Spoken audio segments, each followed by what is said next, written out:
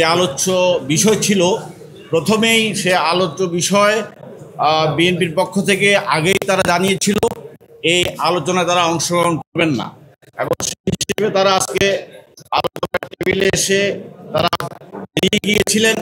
এবং তারপরে এই আলোচনাটা চলবে কি চলবে না সে নিয়েই কিন্তু বিতর্কের সূত্রপাত হয়। যাই হোক, এক পর্যায়ে বিএনপি আবার ফিরে এসছে, এর ভিতরে আলোচনা শুরু হয়েছিল। আমরা আমাদের দলের পক্ষ থেকে আমরা এটা বলতে চাই যে 20টি বিষয় ইতিমধ্যে আমরা আলোচনার জন্য উত্থাপিত হয়েছিল, প্রায় 12টির মতো জায়গায় আমরা ঐক্যমতে পৌঁছাতে পেরেছি।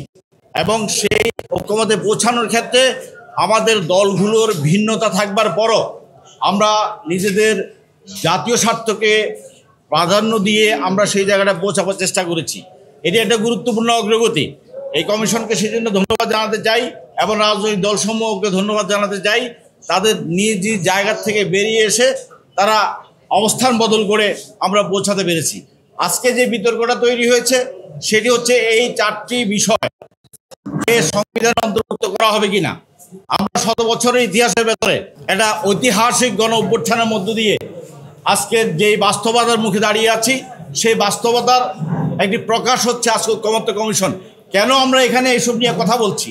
গণতান্ত্রিক প্রক্রিয়ার স্বাভাবিকতা যদি অব্যাহত থাকতো তাহলে ঐক্যমত্য কমিশন হতো না, রাজনৈতিক দলসমূহ 20 দিনের মতো এই আলোচনায় অংশগ্রহণ করতো না। যেহেতু গণতান্ত্রিক প্রক্রিয়া ব্যাহত হয়েছে, ফ্যাসিবাদ উৎপাদনের কারখানা বিরাজমান, সেই জন্য এই বিষয়টাকে মীমাংসা করবার জন্য, ঐক্যমত্য তৈরি করবার জন্য আমরা আলোচনা করছি। সেই ক্ষেত্রে একটি প্রধান বিষয় হচ্ছে যেই কর্তৃপক্ষ নিয়োগ দিবেন সেই কর্তৃপক্ষের প্রতি যাদেরকে নিয়োগ দিবেন তাদের আনুগত্যতা সেখানে নির্ধারণ করা থাকবে। সেই জন্য আমরা বলছি, নির্বাহী বিভাগ যদি দুদকের নিয়োগ দেয়, নির্বাহী বিভাগ যদি আপনার পিএসসি নিয়োগ দেয়, নির্বাহী বিভাগ যদি মানবাধিকার কমিশনের নিয়োগ দেয়, তাহলে অতীতে যে অবস্থা তৈরি হয়েছিল এগুলো রাজনৈতিক স্বার্থে ব্যবহার করা হয়েছে, দলীয়করণ করা হয়েছে এবং এই ব্যবস্থাগুলোকে ধ্বংস করে দেওয়া হয়েছে। এই অবস্থা থেকে উত্তরণের জন্য নিয়োগকারী কর্তৃপক্ষ এটিকে পরিবর্তন করার দাবি আসছে।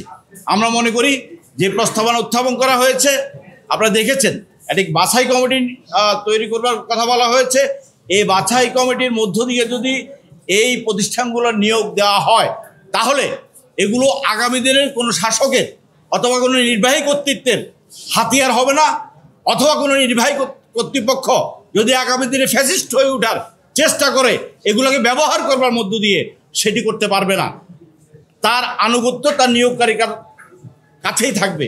সেই জন্য আমরা এটিকে সংবিধানে অন্তর্ভুক্ত করা এবং ফ্যাসিস্ট উৎপাদনের যে কারখানা আমাদের এখানে বিরাজমান সেগুলো এখানে নিহিত আছে, এটি যেন না হয় সেটি সুরক্ষা দেওয়ার জন্য এই প্রতিষ্ঠানকে আমি এখানে মানবাধিকার কমিশন নাই, আমরা আমাদের পক্ষ থেকে প্রস্তাব করেছি এই মানবাধিকার কমিশন বাংলাদেশে 15 বছরে এত ভয়াবহ দুঃশাসন ছিল কিন্তু মানবাধিকার কমিশন কথা বলে নাই। আমরা বলছি মানবাধিকার কমিশন এখানে অন্তর্ভুক্ত করতে হবে এবং তাদেরকেও এই নিয়োগকারী কর্তৃপক্ষের অধীনে আনতে হবে। সেই লক্ষ্যে আমরা বিএনপি একটি বড় রাজনৈতিক দল, এতে কোনো সন্দেহ থাকবার কথা নয়, এবং বিএনপির প্রতি আমরা আহ্বান জানিয়েছি, আপনাদের বড় রাজনৈতিক দল হিসাবে বড়, আপনাদের দায়িত্বে জায়গাও বড়।